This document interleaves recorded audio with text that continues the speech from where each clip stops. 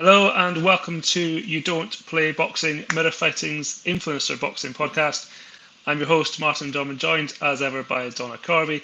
I'm delighted to be joined this week by Kalle Sauerland, boxing promoter, promoted some of the biggest names in professional boxing, turned his hand to influencer boxing, mainly with Misfits and KSI. Kalle, delighted to have you on. Thank you very much for joining us. How are you doing? Very well. I love that. Don't play boxing. It takes me back to lockdown, first weeks of COVID. And I remember we were looking for things to do. And we came up with this e-boxing concept with the World Boxing Super Series at the time. And it was you don't play e-boxing. So that took me back down memory lane. Thanks very much for that. No, delighted to be on the show. Looking forward to it. Excellent. Well, as I mentioned, this is about influencer boxing. You're very much involved in the rise of it. I think we're coming up to, well, your Misfits show will mark roughly 5 years since KSI fought Logan Paul for the first time. So a nice little anniversary. But as someone who was heavily involved in professional boxing, when you started to learn about influencer boxing, how much did you know about it when you were approached to get involved in it?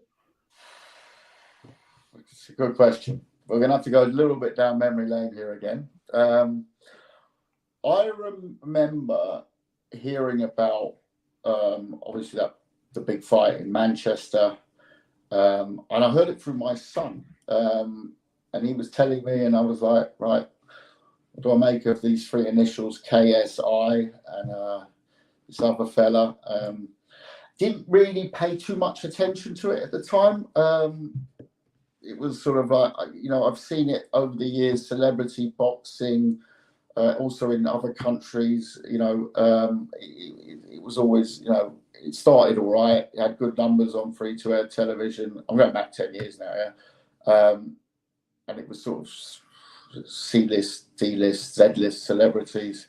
And it sort of got worse and worse, and then the TV channel would drop it. And that, that's happened for 10, 15 years. Especially in Germany, I can remember that quite well. There was a big concept there. So I just thought this was, this is something that, it's a fad and it's going to, disappear. And so I didn't look at it. I didn't see it. Didn't take any attention to it at the time. When the second one came around, it was obviously much bigger in terms of, it touched on in the professional space. Not only that they both got pro licenses in California, but also the fact that the card was on DAZN. It was a mixed card with professional fighters. Something that I'm not ready for. I believe if it's an influencer card or a professional card, I don't think you want to muddy the waters too much. But I stood up again with my son. We watched it at 5 a.m., paid my $15-20, whatever it was, and I really enjoyed it. And I thought this is pretty cool. But then I went back to my day job, and I saw especially Jake Paul putting out a lot of things about fighting. I think it was Canelo at the time, and all different names and clickbait stuff, which in the meantime I've sort of understood is the way these guys operate. A lot of it is clickbait, and I was quite vocal about it. There was one very famous interview where I said, they're a complete joke. Fight Canelo, and I stand by that still today. I think there's levels, of course, to the sport, and I don't think there's any space for nonsense like that. It is boxing, like you said, you're in your title. You don't play boxing, and you certainly don't play around with Canelo. So, then me and Mams, we go back to our childhoods, and we've spoken the whole time about doing something in this space and back and forth. But he had his thing going on in music, and still has his thing going on in music. And obviously, I was busy doing events around the world. So we were flirting with it the whole time, and I remember a few times it started getting a bit more, and it would, you know, cool off a bit. But I remember then we had this now famous meeting in our offices in London. KSI came in, and the way he speaks about the sport, you have to respect it, you know, instantly. It was like, okay, my take on it at the beginning was, right, we're going to do some big event, you know, and then he's going to go off and, you know, continue being a rap star, a soft drink magnate, and business mogul, and whatever else he does. Everything he touches seems to be successful. So I thought that was sort of the thing. I'd do a big event and, you know, see what happens. But it wasn't. It was, you know, it wasn't about money. And it's, you know, I know in boxing often people say it's not about the money, but it always is. In this case, it really was about building something, building a space. So I was like blown away. It was 45-minute meeting, hour meeting maybe. And it was like, this young man has got a seriously old head on his shoulders. Fantastic mind in terms of thinking longevity. So I looked at it and just thought, wow, this is something completely different that, you know, me and Mabs have been talking about almost. It just had a different feel to it, and you know, everything that's happened since then has been very exciting, very fast. If you think we're coming up to our 9th and 10th events, you know, we just had our first birthday. That's a seriously fast pace in any industry in sports. On the back of, I don't know, 4 months later, we'd signed a 5-year major broadcast deal that rivals any professional broadcast deal that I've seen in the last 23 years of promoting boxing. So, bit of a long-winded answer, but that's how we've ended up here today. You know, it's a dynamic that really works. You know, Mam's absolutely orchestrating things on a creative and, you know, bringing in the talent level. We work hard to make the events that they are in a safe as possible space, and also obviously the broadcasting side of things, that's key. You see that with other people who have tried and failed in this space very publicly. Unfortunately, everything that happens in this space, the goods and the bads and the failures, they're all public because that's what this space is. It's not, you know, there's no hiding. It's brutal.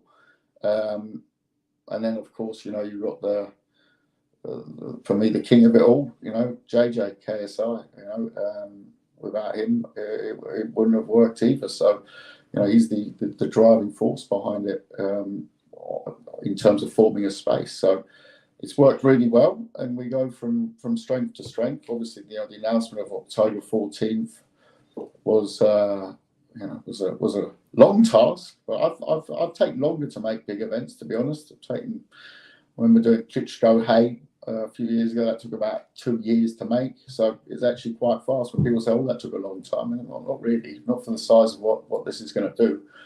So yeah, very exciting. Is there only room for Misfits in this space? I'm assuming you were referring to Kingpin a couple of seconds ago, but is there only room for one major promoter? I don't know what Kingpin is. That's the first time I've heard it. No, joking aside, you know, sure there'll be others. Yeah, there'll be Pin Kings and a few other names coming up, I'm sure. Yeah, good luck. You know, it's a big space, so I'm sure there's space for others. But I do think that it's first in, and you know, you can't just do it like, oh well, it's going to do huge numbers and that's a business model. No, it's not. It doesn't work that way. Sorry. Yeah, there's a big difference between paid content and free content. I don't want to make this too boring and get into too many business specifics here, but that's what it is, you know. And there's no difference in that point of view from traditional boxing and influencer boxing in the terms of your backbone is your broadcast. It's your broadcast deal. It's not other things. They come, you know, sponsors. The first thing a sponsor said, well, what platform am I going to be on? How regular will I be on? that's how you do big sponsorship deals. That's why we've got Prime on board, Stake on board, Kick on board, and very quickly as well. That's it's not rocket science. It's just what it is. And I think that without disrespecting any influencers, there's always an influence, and then there's going into a boxing promotional space, and the promotional space is actually, in terms of organisation, it's quite similar to putting on I don't know, a Chris Eubank Jr. show. There's not real, the setup's the same. So that's an expertise that you develop over the years, and that's something that we've been fortunate enough to bring on board. You mentioned October 14th. Does Dillon Danis turn up? Absolutely, he's contracted to. So I've got to go. What's in the contract? I've got to go with the height he's causing. I think very much so. I think given what's happened in the last few weeks, I think even more so. I mean, can you imagine he didn't? Well, that being said, though, I mean, he's probably made enough money off the Twitter revenue alone to pay for what the fine. I think Logan said the fine's $100,000.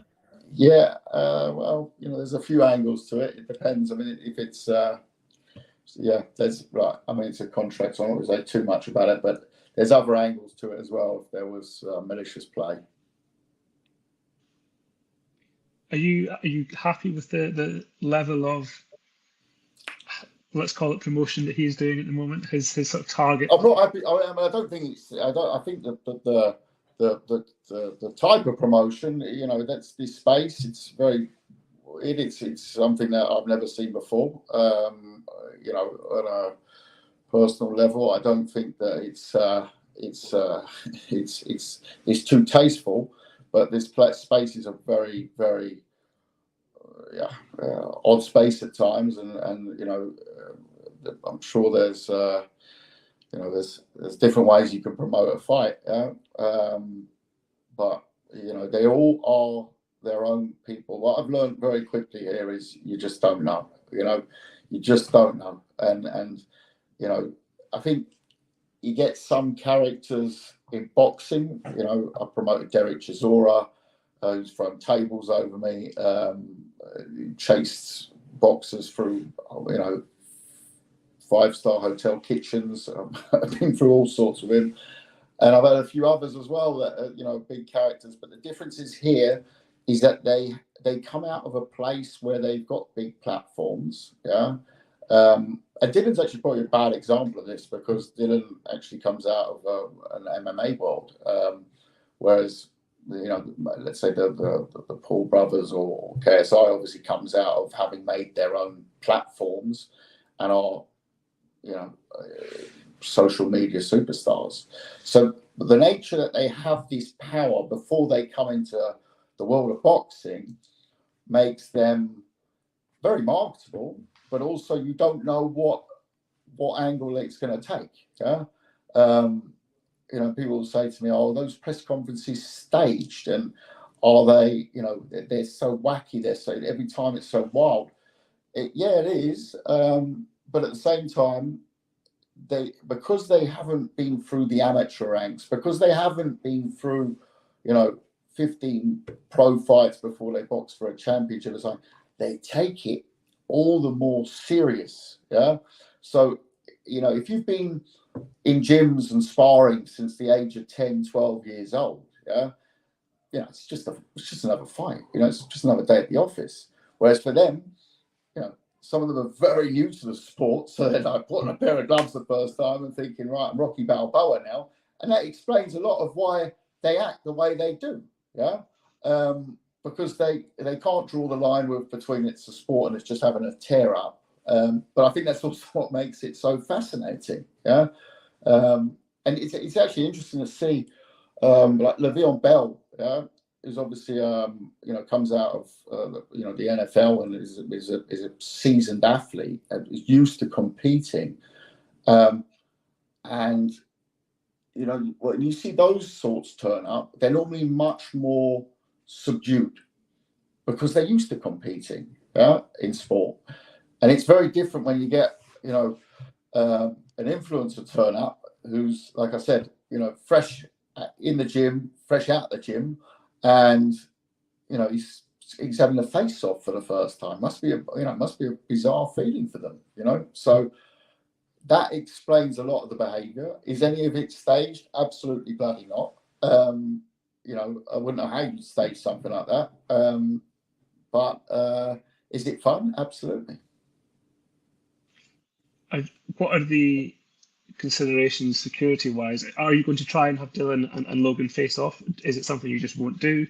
What are your thoughts? I mean, again, there are precedents we've had in traditional boxing. I think back, we were promoting David Haye at the time when he fought Derek Chisora, who won't be promoted later. And they had this very famous, tear up at a press conference in Germany, actually, where they were, throwing lamps on each other, and there was a bottling incident at it. There was blood flying about, and it was a viral clip at the time, and that teed up this big fight at West Ham's football stadium. And the face-off we actually did with a sort of cage down the middle. So that's something that we had prepared already for the press conference in London, and that face-off we just at the time after what happened, it wasn't. It was, I think, got enough clickbait out of the press conference to worry about that. But from a promotional point of view, so will there be a face-off? Yeah, I think we'll do one. Traditionally you do one at the press conference, one at the weigh-in. I don't really fancy standing between the pair of them 2 times in that week. So, but we will have a face-off. That's contracted. That's the way it is, and I'm sure they both want to do it as well. I would think that you're probably frustrated that you didn't get one in London. I know that you had like a cage planned. You were going to do a whole gimmick there, and obviously John Fury got in the way. But like, it's a huge part of the promotion. It's a huge part. There's no image of Dillon and Logan looking at each other like there is with KSI and Tommy. No, exactly.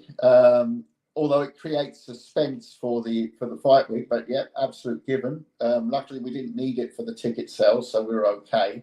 But what I would say is, I'll tell you a funny story. So I've flown in that morning. So I've arrived, set up the cages backstage. I've gone over, I've looked at the cage. I'm thinking after this is after it's kicked off, and I've looked again at this cage. I'm like saying, okay, we're going to hold, how's this going to work? Yeah, because I remember at Upton Park, it was like on a, in stone. I looked at it thinking, nah, this is not enough, because if this goes wild, yeah, this cage could actually be more dangerous than not having a cage if that thing falls over. So actually, I said no cage. That's no. But the cage was ready. We'll have to look at how we do it in fight week. Maybe we bring in one of those, those perspex screens that you have in courts when there's a shooting risk. Joking, but yeah, I don't know. We're gonna have to come up with something. We're not quite there yet on how to do it. Suggestions, please, people. Sorry, Donna's volunteered to stand in the middle. I'm not standing in the middle. This one is going to be a very tricky one. Tricky one. Is someone going to be standing in the middle, perhaps in New York? I hear that there's talks that there may be a presser. Obviously, Tommy can't get over there, and John, but maybe just one for Dillon and Logan. Is that happening, or what's the deal? I think we're going to probably leave. We're going to have to do something in the States, that's for sure. But I think we're going to leave the actual press conference for fight week, because I totally get your point with we don't have the image of that face-off yet, but at the same time, the build-up to fight week around the fact that we're going to see that in fight week, it's not something that I'd want to spoil with a kickoff presser in New York. Now, I think we've got a creative plan for the US, but no, I think the focus is very much for us going to be on that fight week press conference, because I think the build-up will be fantastic. I know it's hard to make predictions. Everyone loves to make predictions, but pay-per-view wise, what are you looking at for this one? Do you reckon? 7 figures. 7 figures. Okay. Yeah, I mean, I personally think it's going to break records, and I'm not alone in that. So it's it's huge. It's huge. It's KSI Tommy alone is just massive. KSI, his story, the whole Fury family,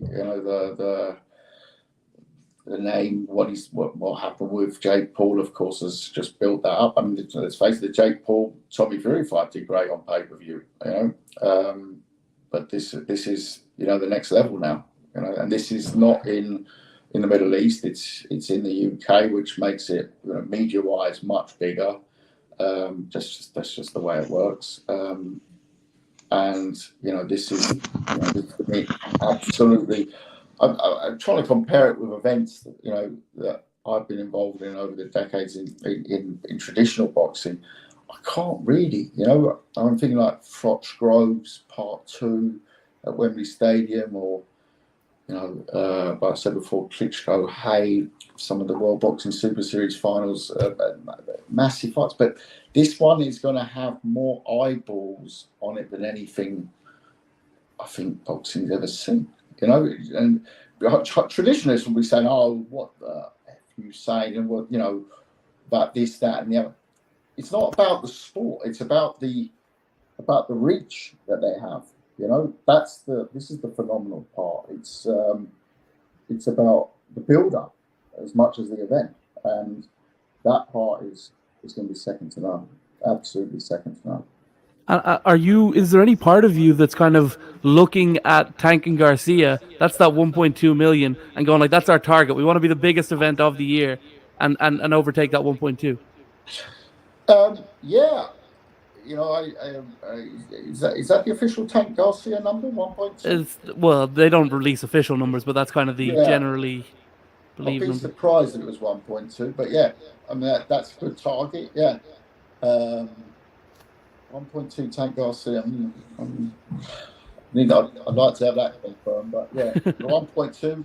That's a good target. 1.2, 1.3, 1.2. Yeah, that's solid. Yeah, very different type of fight, but the reach and the build-up will be much bigger. Tank Garcia, especially Tank to me, one of my favourite fighters for many years. But you go to the continent, and you are someone in France, Germany, Spain, Italy, who is Tank, and you're going to not find many answers apart from the use of a war. So, no, massive fight in the US, obviously with involvement as well. Massive fight in the UK, but outside of the UK and the US,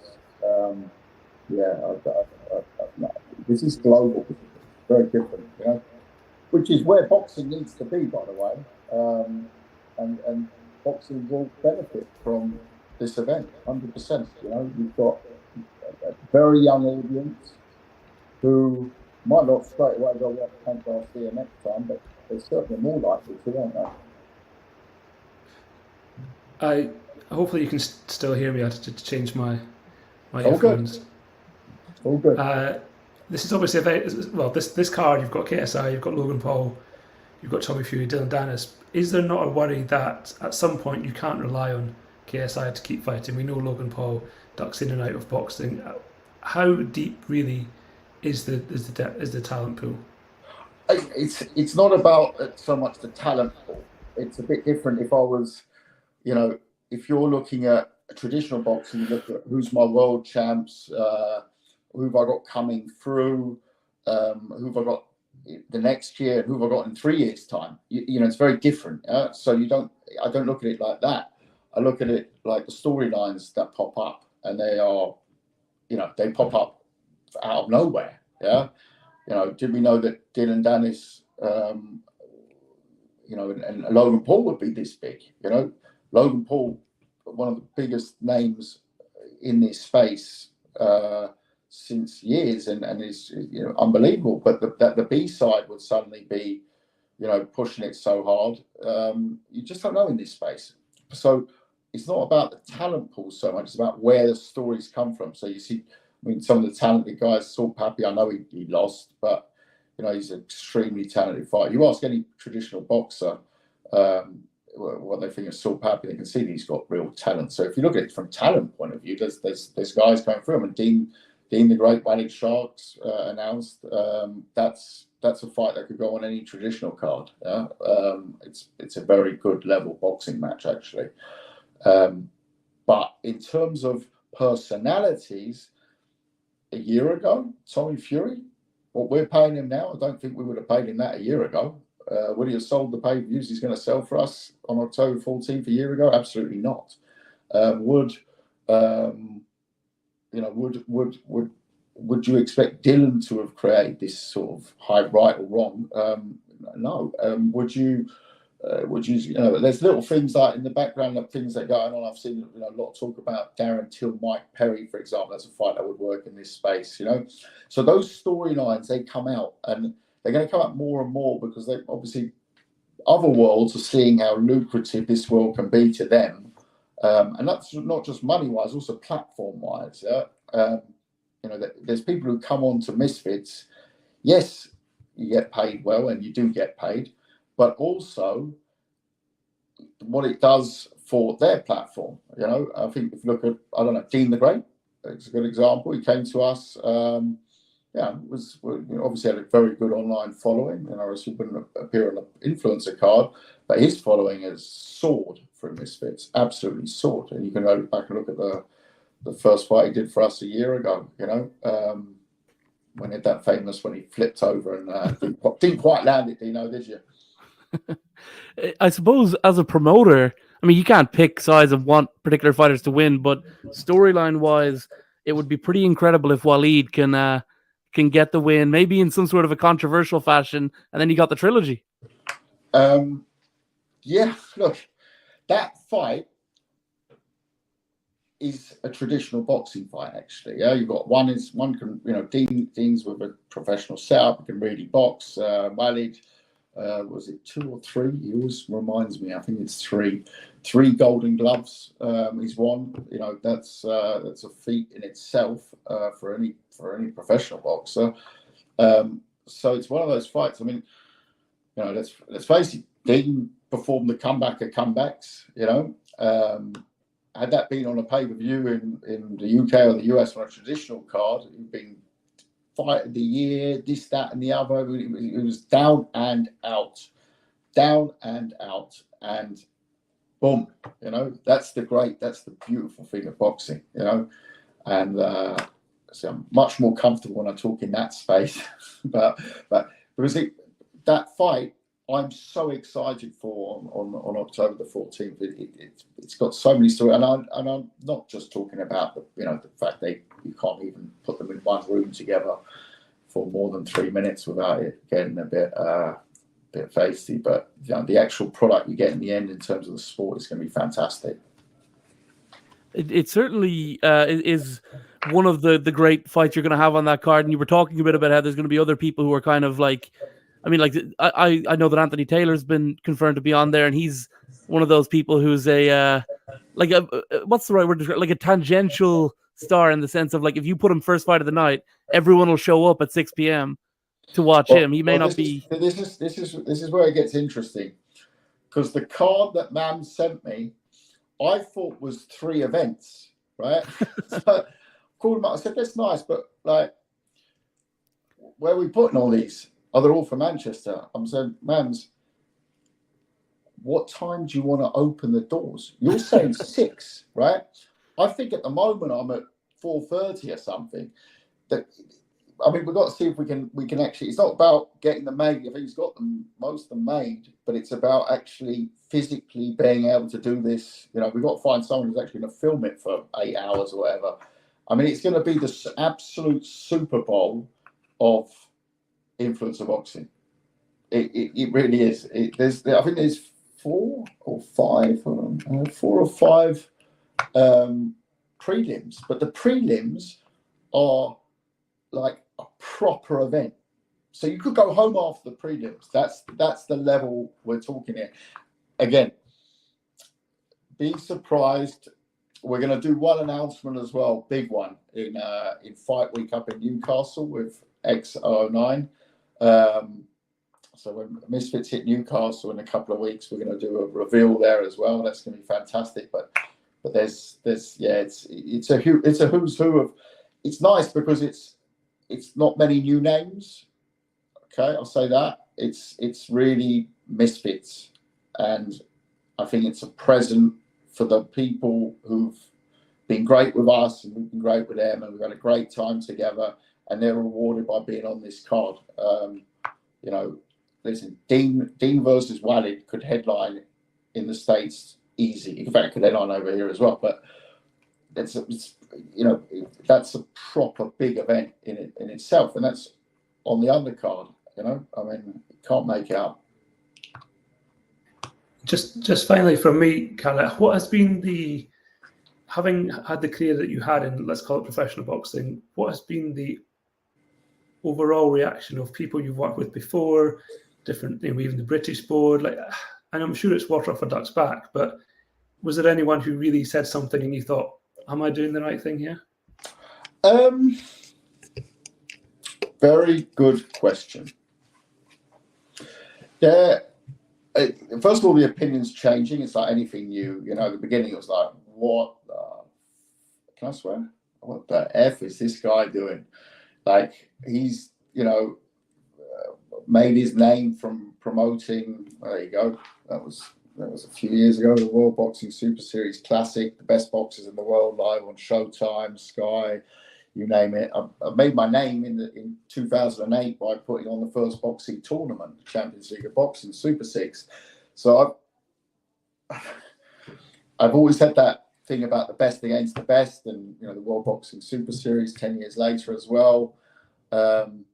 And I've seen loads of these images of me standing between, I don't know, Inouye and Donaire, or Usyk and Garcia, or crowning Usyk, and then next to it, it's like me between two influencers saying, look at this man's full.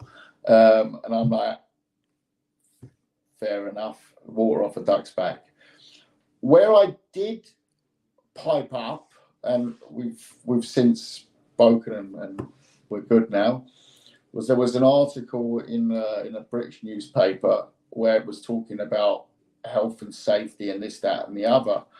And that's something that, I've been, unfortunately, when you're that long in boxing, you've been around some tragic incidents. There's no, so I've been there. I've been there at the worst of times. So I know how bad this sport can be and how dangerous it can be. So for us, it's, very much about working around that. So that touched me very much at the time. At the end of the day, when you're at boxing fights, whether they're white collar, whether they're sparring in a gym, the danger is always there. What you can do as a promoter is ensure that, the environment that it takes place in is the best. I remember there was one boxer, he was saved by the fact that there was, that the ambulance was able to relieve the venue in a certain amount of time, etc., etc., etc., and that saved his life. Now, those aren't situations you want to be in, but you have to be professional and prepared around that. So there are things that I've said no to. I'm not going to go into details now, but there are things that I've had to push back on. I'm not a fan of sometimes late replacements. There has been possibilities to replace fights that have fallen out. I said absolutely bloody no, because you've got to be. This is a space that's very, very new, but at the same time, we have to make sure that it's in the safest possible environment it can be. And there I'm looking at things where we can be. I want to say use could be something, but we can be leaders in terms of maybe introducing new things that aren't in traditional boxing. Traditional boxing standards, health and safety standards vary from country to country. I think the UK's absolutely top draw, and a lot of this, obviously the US, but it's also countries where it's promoted, and it's been a bit different. So there's things that you try and learn and try and bring into this sport, and that's something that in the background we work on as well. So it's not just what the board can do. Obviously, we work with the different commissions in the United States, which is according to federal law, or with the PBA in the United Kingdom.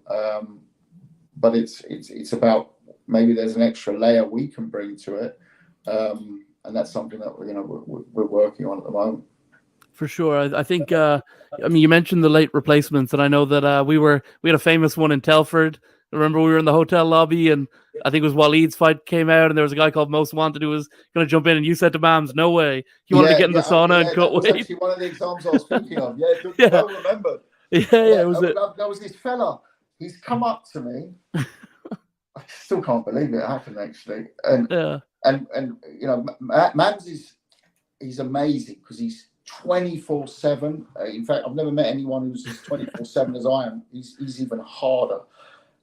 But he is so in it with the fighters, and it's amazing to see. So he was gutted, of course, for Waleed, and so was I. But unfortunately, I've been the bearer of bad news for many years when fights in the last minute get called off. I remember famous Chris Eubank Jr. one, I had to tell him as well. That there's loads of incidents like that you go through.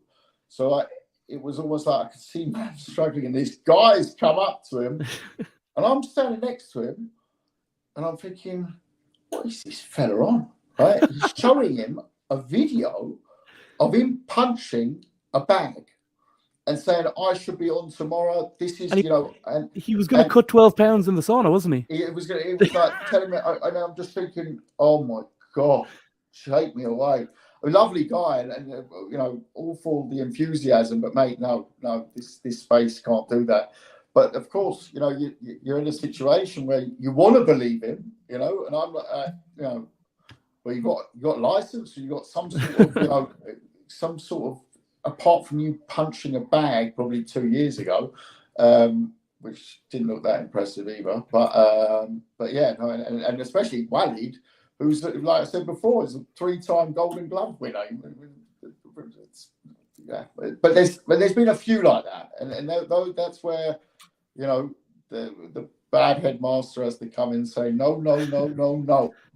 Well, I asked that because I know that we've got a big show in Newcastle as well, and there's a lot of newcomers on that show, and I kind of want to end off on that a little bit because it's the next one coming in a couple of weeks. I'm going to be swapping my journalist hat for cornering one of your fighters, Ben Davis, against Gabe Silva.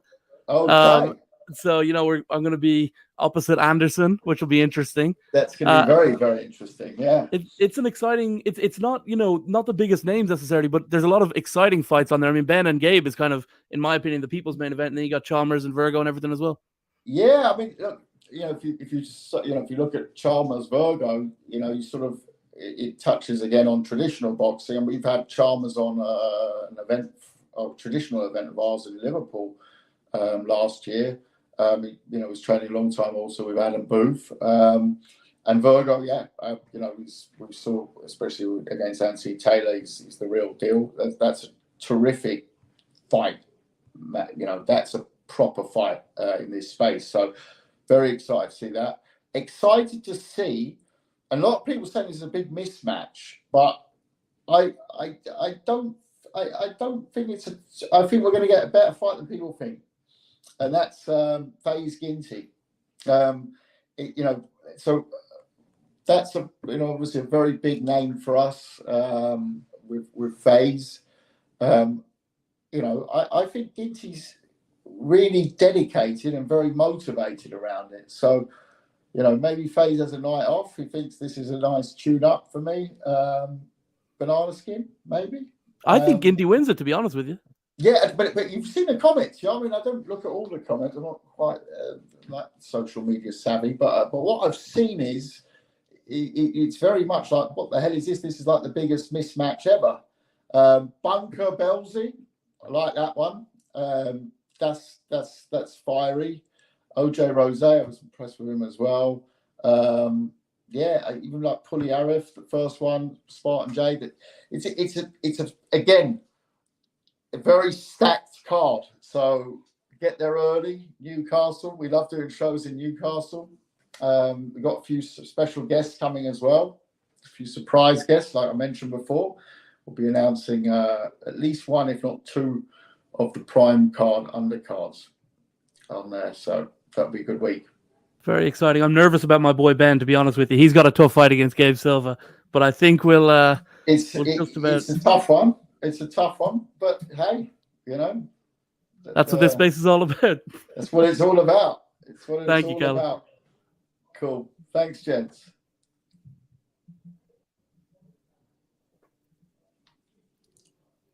So that's Newcastle in 2 weeks, and then the big one, the prime card, Manchester, October 14th. Kalle, thank you very much for coming on. It's been very an absolute insightful to learn from someone who's promoting at the top level of influencer boxing. Thank you very much, gentlemen.